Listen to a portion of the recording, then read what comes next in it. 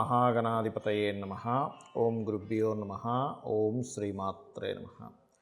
పరమేశ్వర స్వరూపమైనటువంటి జ్యోతిష, వాస్తు మరియు ఇతర అనేకమైనటువంటి శాస్త్రములను మనకు అందించినటువంటి మహర్షులకి నమస్కారం. హయగ్రీవ హయగ్రీవ హయగ్రీవేతియో వధేత్తస్య నిస్సరతేవాణి జహ్నుకన్యా ప్రవాహవత్. అరుణాం కరుణాతరంగితాక్షీం ధృతపాశాంకుశపుష్పబాణచాపాం అనిమాదిభిరావృతాం మయూకైః అహమిత్యేవ విభావయే భవానీం. శ్రీమాత్రే నమః. ప్రేక్షకులకి ఆ లలితాంబిక అమ్మవారి యొక్క అనుగ్రహం పరిపూర్ణంగా కలగాలని మనస్ఫూర్తిగా కోరుకుంటూ మనం ఈరోజు 17వ తేదీ నుంచి 23వ తేదీ వరకు ఉన్నటువంటి వార ఫలితాలు ఎలా ఉన్నాయనే విషయాన్ని మనం తెలుసుకుందాం. ముఖ్యంగా అసలు గ్రహస్థితి ఏ విధంగా ఉంది, ఈ వారం ఏ ఏ గ్రహాలు ఎక్కడెక్కడ సంచరిస్తున్నాయి. మేజర్ ప్లానెట్స్ అయినటువంటివి అయితే అసలు మారవు పెద్దగా, ఎందుకంటే అవి తొందరగా మారేటువంటి గ్రహాలు కాదు, చిన్న గ్రహాలు మాత్రమే మారుస్తాయి. మేజర్ ప్లానెట్స్ అసలు ఎక్కడ ఉన్నాయి అని చెప్పి చూసుకున్నట్లయితే మేషంలో గురువు వక్రించున్నాడు, మీనంలో రాహువు, కన్యలో కేతువు, ఈ యొక్క శని భగవానుడు కుంభంలో. ఈ 4 మేజర్ ప్లానెట్స్ మాత్రం ఎక్కడా మారవు, అంత తొందరగా మారవు, వారం మారిపోయేవి కాదు. ఆల్మోస్ట్ 1.5 ఇయర్ 2.5 ఇయర్స్కి కానీ మారవు ఇవి. అలాగే కుజుడు వృశ్చికంలో ఉన్నాడు, రవి మాత్రం మారిపోయాడు. మనకి ఎక్కడున్నాడు ఇప్పుడు రవి అని చెప్పి చూసుకున్నట్లయితే ధనుసు రాశిలో సంచరిస్తున్నాడు. అది కూడా బుధుడితో కలిసి బుధుడు వక్రించున్నాడు. ఎప్పుడైనా సరే గుర్తుపెట్టుకోండి, వక్రించడము, ప్లేస్ మారడము, స్తంభించడము, అస్తంగత్వంలో ఉండడము, అది ఏ రాశిలో ఉంది ఈజ్ మోస్ట్ ఇంపార్టెంట్. అదేవిధంగా శుక్రుడు సప్తమంలో అంటే తులారాశిలో ఉండడం జరిగింది మేషం నుంచి తీసుకున్నట్లయితే.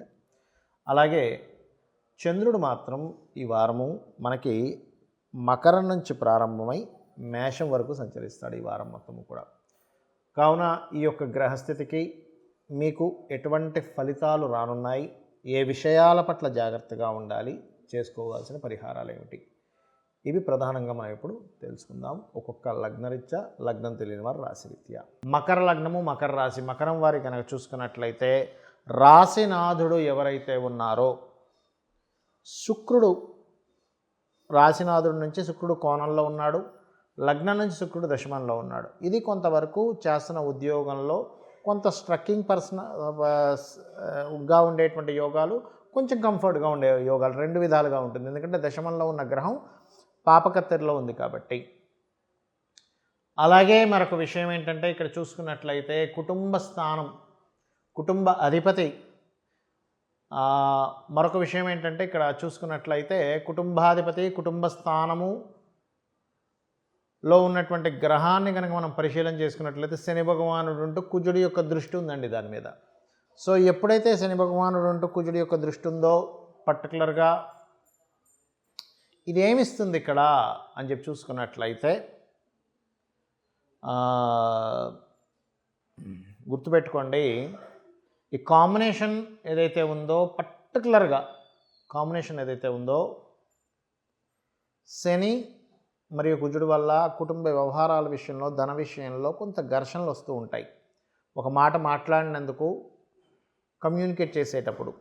అలాగే ఇక్కడ 3లో రాహువు, 4లో వక్రించిన గురువు ఉన్నందుకు కొన్ని ప్రదేశాలు మారడము, కాస్త ఇంట్లో తక్కువ బయట ఎక్కువ తిరగడము, ఇటువంటివి గోచరిస్తూ ఉన్నాయి. స్థలం మారుస్తారు. అదేవిధంగా గృహ సంబంధించిన కూడా మార్పులు, లేదా ఏదైనా ఒక స్థలం. ఇక్కడ ముఖ్యంగా ఈ గోచారంలో ఉండే గురువు వక్రించడం వల్ల ఏదైనా ఒక ప్రాపర్టీ అమ్ముదామనుకుంటే అమ్మడానికి సరైనటువంటి యోగ్యతగా చూపిస్తుంది ఇప్పుడు ఉన్నటువంటి గ్రహస్థితి చూసుకున్నట్లయితే. అదేవిధంగా మరొక విషయం ఏంటంటే ఇక్కడ చూసుకున్నట్లయితే ఈ సప్తమ స్థానం ఏదైతే ఉందో యాక్టివ్గా ఉంది కాబట్టి వివాహ ప్రయత్నాలు కూడా సక్సెస్ అవుతాయి, అందులో ఎటువంటి సందేహం లేదు. అదేవిధంగా ఇక్కడ కొన్ని మధ్యవర్తులు, మీడియేటర్ల మాటలు విని కొంచెం ఇన్వెస్ట్మెంట్ చేసే విషయంలో కొద్దిగా జాగ్రత్తగా ఉండండి. ఏదేమైనప్పటికీ కూడా మీరు తండ్రి గారిది లేదా పూర్వీకుల ఆస్తుల మూలంగా, వాళ్ళ బ్లెస్సింగ్స్ మూలంగా, వాళ్ళ సపోర్ట్ మూలంగా కూడా కొంతవరకు మీకు ప్రాపర్టీ యోగం కలగనుంది ముఖ్యంగా ఈ వారంలో. అలాగే మరొక విషయం ఏంటంటే ఇక్కడ చూసుకున్నట్లయితే, ఎందుకంటే ఈ వారం ఈ రోజు నుంచి ధనుర్మాసం ప్రారంభమవుతుంది కావున అయితే కాస్త పుణ్యక్షేత్ర దర్శనాలు వెళ్ళడము, లాభంలో కుజుడున్నందుకు శత్రువుపై జయము, ఇటువంటివన్నీ కూడా గోచరిస్తున్నాయి. ఇక మీరు చేయవలసిన దేవతారాధన, అమ్మవారి యొక్క ఆరాధన చేయండి, పితృతర్పణాలు వదలండి. మనము ఇప్పటివరకు చెప్పుకున్నటువంటి వార ఫలితాలు ఏమున్నాయో వీటికంటే కూడా ముఖ్యంగా తెలుసుకోవాల్సింది మీ జన్మజాతక ఫలితాలు. దాంతోపాటు ఇంకా ముఖ్యంగా నేను మీకు ఒక విషయం చెప్పనున్నాను. ప్రస్తుతం రాహు మీన రాశిలో సంచరిస్తున్నాడు.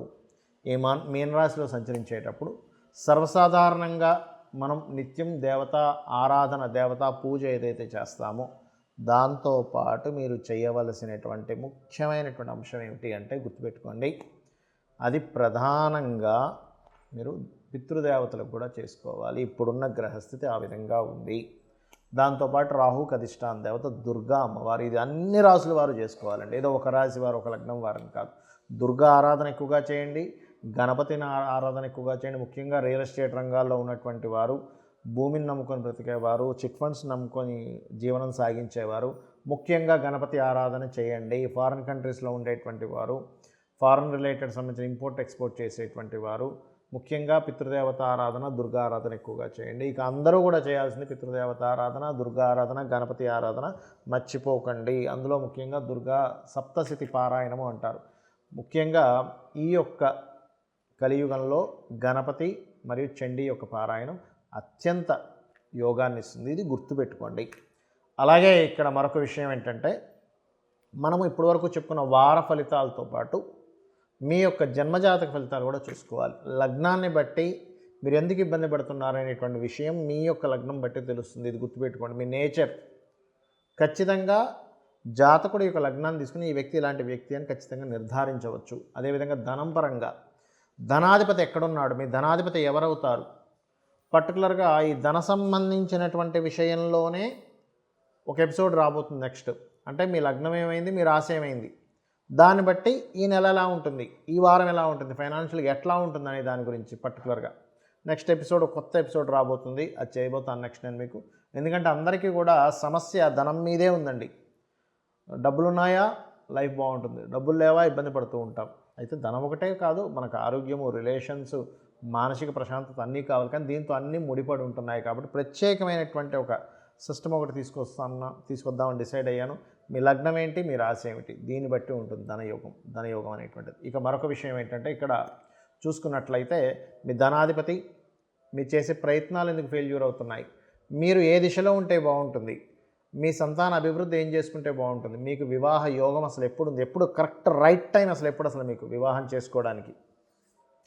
అలాగే మరొక విషయం ఏంటంటే, ఇక్కడ చూసుకున్నట్లయితే మీరు పర్టికులర్గా రైట్ టైం ఎప్పుడొకటి, అండ్ అదేవిధంగా ఇన్వెస్ట్మెంట్స్ ఎప్పుడు చేయాలి, అసలు విదేశీ యోగం ఉందా లేదా, విదేశాలకు వెళ్తే బాగుంటుందా, స్వదేశంలో బాగుంటుందా, ఎప్పుడు ఎటువంటి టర్నింగ్ పాయింట్స్ రానున్నాయి జన్మజాతకం రీత్యా అనేటువంటిది మీ చార్ట్లోనే ఉంటుంది. ఇక్కడ మనకు సందేహం కలుగుతుంది, ఏమండి మరి జన్మజాతకం ఇలా ఉంటే ఇలా ఉంటుంది అన్నప్పుడు మనం ఎందుకు ఈ గోచార ఫలితాలు చెప్పుకుంటున్నాము అని.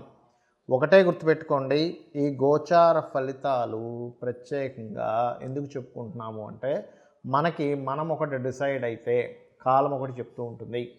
కాలంలో జరిగేటువంటి మార్పులు, కాలసర్ప దోషాలు, కాలంలో జరిగేటువంటి గ్రహాల యొక్క మార్పులు కాలాన్ని మారుస్తూ ఉంటాయి. కాబట్టి కాలాన్ని అనుగుణంగా చేసుకుంటూ కూడా మనం ముందుకు వెళ్తుండాలి.